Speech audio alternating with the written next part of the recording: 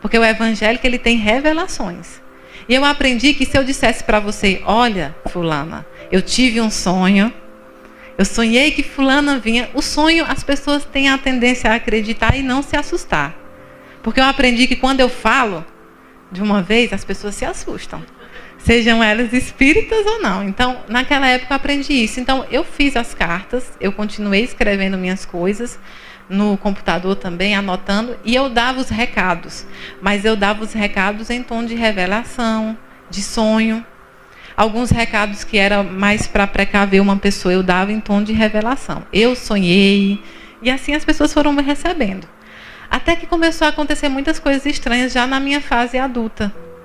Eu fui para Brasília, eu passei um processo de adolescência muito difícil, minha família custou a acreditar, eu comecei a falar coisas que não eram legais, assim, legais no sentido de, por exemplo, eu tive uma tia que teve um câncer, e o câncer já estava num estágio que era de estômago, e eles fizeram a cirurgia, abriram ela para poder retirar o tumor.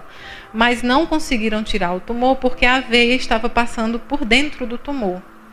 E mandaram fechar de novo porque não tinha. Ia matar ela, mas não ia. E a família falou para ela que a cirurgia tinha sido feita. E assim ela desencarnou, achando que a cirurgia tinha sido feita e tinha sido bem sucedida.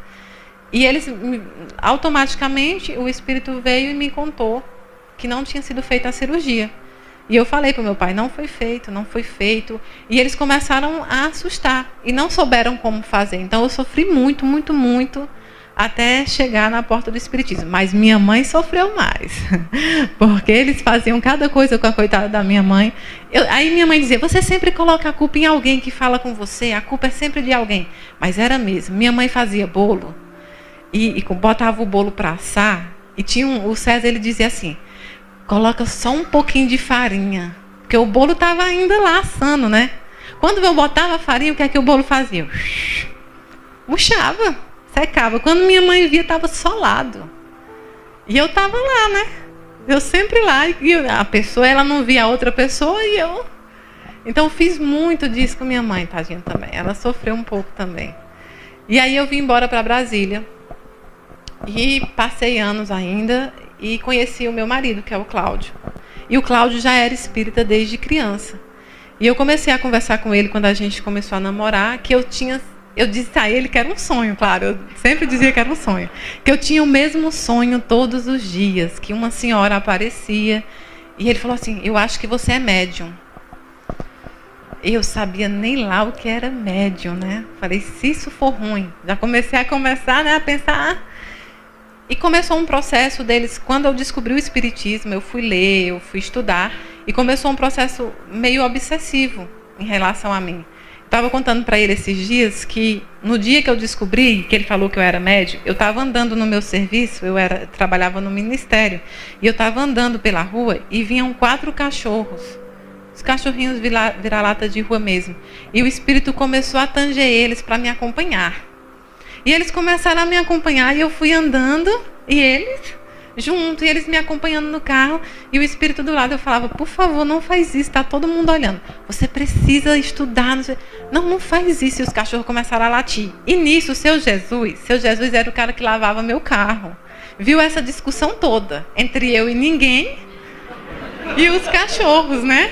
Eu, ninguém e os cachorros. Então o seu Jesus dizia, você está bem? E eu estou aqui brigando. Por favor, não faz isso. E o cachorro latindo, vindo para cima de mim. Seu Jesus, eu vou chamar o bombeiro, você não está bem. Calma, seu Jesus, não chama não, eu estou bem. E assim eu passei esse processo, até que descobri o espiritismo e comecei a lidar com isso de outra forma. No início não fazia cartas, não me sentia preparada para isso. Mudaram o meu mentor, que hoje é o Daniel, Inácio Daniel, que me acompanha e acompanha todos os projetos do centro. E tem um outro mentor que acompanha o trabalho específico da psicografia. Esse outro mentor foi pedido segredo, só daqui a 10 anos eu posso revelar quem é o outro mentor. Então eu sempre chamo ele de Mr. M, carinhosamente. Então Daniel me acompanha e ele também. E eu encontrei o Sebastião Marte de uma forma muito complicada também. Tudo na minha vida foi. Os meus filhos estudam na creche dela. Foi aí que eu conheci ela. ela conhecia a Cristina, que era do Sebastião Marte, e um espírito queria dar, que era o pai dela, queria dar um recado para ela. E eu fazia o meu marido passar os recados, eu não aparecia. Então, no caso, o médium era o meu marido. Então, o meu marido dava os recados, porque eu dizia, não vou fazer isso. E ele sempre quis. E assim, ela nos passou o telefone da Cristina e eu fui parar no Sebastião Marte para dar o recado para a Cristina. O meu apoio principal lá são os meus projetos de caridades. A psicografia é uma missão que eu sei que eu assumi e que eu tenho que cumprir e que é muito grata. Porque eu consigo consolar, eu não. Os entes queridos conseguem consolar as pessoas que estão sofrendo. E isso é muito bom. É muito bom quando vocês começam a entender que existe um além após aqui. Porque a teoria, quando você estuda e você começa a não ver, a não sentir, aí você vai começando a dar aquela, poxa, mas será que tem, será que não tem? É o normal do ser humano. E o Espiritismo é uma religião, uma doutrina boa, porque ele permite ser questionado.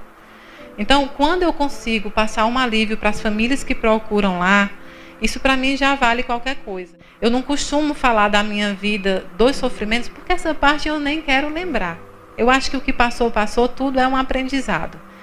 Quem aceitou minha mediunidade, aceitou. Quem não aceitou, porque não estava preparado, um dia eu acho que vai aceitar. Eu quero dizer para vocês que eu ainda não consigo fazer nem tudo, nem o melhor. Mas o que eu estou tentando fazer é isso. Aos poucos, ajustar. Eu não segui um padrão, nenhuma regra de qualquer outro médium psicográfico. Porque eu tentei fazer o meu. E eu acho que é isso que se aproxima mais. Então, as minhas cartas, os meus recados são dados da mesma forma que as pessoas eram em vidas, porque elas não mudam lá, elas evoluem lá. Mas da mesma forma que ela falava, que ela lembrava, ela continua lá. Então, às vezes, os meus recados vêm com algumas coisas engraçadas, porque assim eram as pessoas. Não é porque depois que desencarna, que fica chato, fica isso. Não, era a pessoa. Assim, eu procuro passar o máximo do que era mesmo. Eu acho que não cabe ao médium modificar, não cabe o médium mexer na carta ou no que as pessoas falavam. E minhas cartas saem exatamente assim, conforme o que eles queriam falar. Inclusive até o que a pessoa não gosta de ouvir. Acontece, né, gente? Também acontece.